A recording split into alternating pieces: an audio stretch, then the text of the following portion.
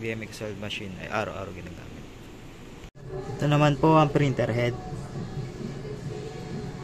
Ito naman po ang copying head.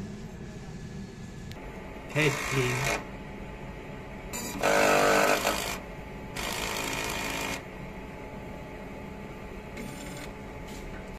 Punasan ng wiper.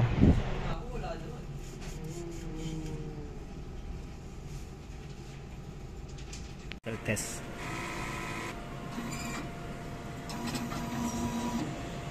System ay nasa tama ang level. Ang waste tank ay araw-araw nililinis. Ito naman po ang AVR. Ito naman po ang use ink. At ang media.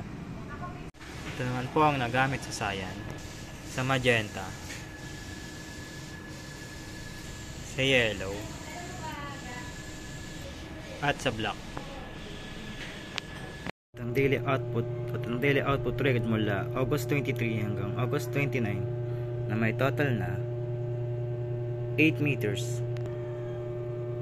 At ang weekly checklist at ang daily checklist.